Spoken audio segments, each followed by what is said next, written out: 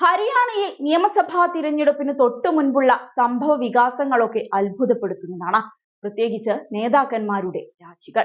അതാണ് ഇപ്പോഴും സംഭവിച്ചിരിക്കുന്നത്. ഹരിയാനയിൽ നിയമസഭാ തിരഞ്ഞെടുപ്പിന് മണിക്കൂറുകൾ ബാക്കി നിൽക്കെ മുൻ ലോക്സഭാ MP അശോക് തൻവാർ കോൺഗ്രസിൽ ചേർന്നിരിക്കുകയാണ്. പ്രതിപക്ഷ നേതാവ് രാഹുൽ ഗാന്ധിയുടെ റാലിയിൽ വെച്ചായിരുന്നു തൻവാറിന്റെ കോൺഗ്രസ് പ്രവേശനം. BJPക്ക് വേണ്ടി വോട്ട് തേടി മണിക്കൂറുകൾക്കുള്ളിലായിരുന്നു നാടകീയമായി തൻവാർ പാർട്ടി വിട്ടത്. മുൻ കോൺഗ്രസ് നേതാവായിരുന്ന തൻവാർ 2014 മുതൽ 19 വരെ കോൺഗ്രസ് സംസ്ഥാന അധ്യക്ഷനായിരുന്നു. സിർസയിൽ നിന്നുള്ള കോൺഗ്രസ് MP കൂടിയായിരുന്നു തൻവാർ. 2021 തൻവാർ കോൺഗ്രസ് വിട്ടത്. മുൻ മുഖ്യമന്ത്രി ഭൂപേന്ദർ സിംഗ് ഹൂഡയുമായുള്ള അഭിപ്രായ വ്യത്യാസത്തെ തുടർന്നായിരുന്നു ഈ തീരുമാനം. പിന്നാലെ അദ്ദേഹം തൃണമൂൽ കോൺഗ്രസിൽ ചേർന്നു. ഒരു വർഷം കഴിഞ്ഞപ്പോൾ ആം ആദ്മിയിലേക്ക് ചേക്കേറി. ലോക്സഭാ തിരഞ്ഞെടുപ്പിന് തൊട്ടു മുൻപായിരുന്നു തൻവാർ ആം ആദ്മി പാർട്ടിയെ ഉപേക്ഷിച്ച് BJPയിലേക്ക് ചേക്കേറിയത്. കോൺഗ്രസുമായി ആം ആദ്മി സഖ്യത്തിലെത്തിയതായിരുന്നു തൻവാറിനെ ചൊടിപ്പിച്ചത്.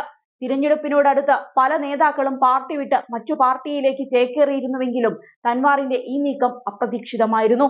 കോൺഗ്രസിൽ ചേരുന്നതിന് മണിക്കൂർ മുൻപ് വരെ BJPക്ക് വേണ്ടി തൻവാർ വോട്ട് തേടിയിരുന്നു.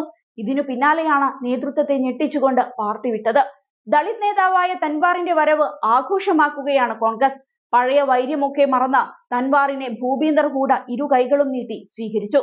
കോൺഗ്രസിന് തങ്ങളുടെ ദളിത് നേതാക്കളെ നഷ്ടപ്പെട്ടുവെന്ന് പരിതപിക്കുന്ന BJP നേതാക്കൾക്ക് ഇപ്പോൾ തങ്ങളുടെ ദളിത് നേതാക്കൾ പാർട്ടി വിടുന്നത് നോക്കി നിൽക്കേണ്ട അവസ്ഥയാണെന്ന് കോൺഗ്രസ് വക്താവ് പവൻ ഖേര പരിഹസിച്ചുകൊണ്ട് പറഞ്ഞു. സംസ്ഥാനത്ത് കോൺഗ്രസിന് അനുകൂലമാണ് കാര്യങ്ങൾ എന്നതിന്റെ തെളിവ് കൂടിയാണ് അവസാന നിമിഷവും പാർട്ടിയിലേക്ക് നേതാക്കൾ ഒഴുകാൻ കാരണമെന്നും കോൺഗ്രസ് പ്രതികരിച്ചു. അതേസമയം തൻവാറിന്റെ വരവ് കോൺഗ്രസിന് ഗുണകരമാകുമെന്നാണ് വിലയിരുത്തപ്പെടുന്നത്.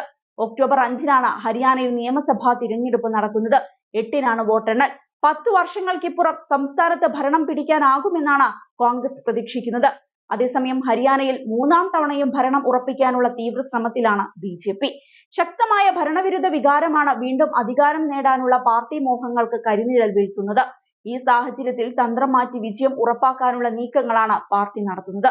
പ്രധാനമായും 3 കാര്യങ്ങളിലൂന്നിയാണ് BJP പ്രചരണം നടത്തുന്നത്. അതേസമയം തങ്ങൾ ഒറ്റക്കെട്ടാണെന്ന് അവകാശപ്പെടുമ്പോഴും കോൺഗ്രസിൽ മുൻ മുഖ്യമന്ത്രി ഭൂപീന്ദർ സിംഗ് ഹൂഡ വിഭാഗവും മുതിർന്ന ദളിത് നേതാവായ കുമാരി സെൽജയുടെ നേതൃത്വത്തിലുള്ള വിഭാഗവും തമ്മിൽ തർക്കം നിലനിൽക്കുന്നുണ്ട്. സ്ഥാനാർത്ഥി നിർണയത്തിൽ ഹൂഡ ക്യാമ്പിന് കൂടുതൽ സീറ്റുകൾ ലഭിച്ചത് സെൽജയെ ചൊടിപ്പിച്ചിരുന്നു. ഇതോടെ തിരഞ്ഞെടുപ്പ് പ്രചരണങ്ങളിൽ നിന്നെല്ലാം അവർ വിട്ടുനിന്നു. എന്നാൽ പിന്നീട് ദേശീയ നേതൃത്വം ഇടപെട്ടാണ് സെൽജയെ അനുനയിപ്പിച്ചത്. കോൺഗ്രസ് ക്യാമ്പിലേക്ക് മടങ്ങിയെത്തിയെങ്കിലും സെൽജയ്ക്കും അനുയായികൾക്കും ഉള്ളിലുണ്ടായ മുറിവ് ഉണങ്ങിയിട്ടില്ലെന്നാണ് BJP നേതൃത്വം കരുതുന്നത്.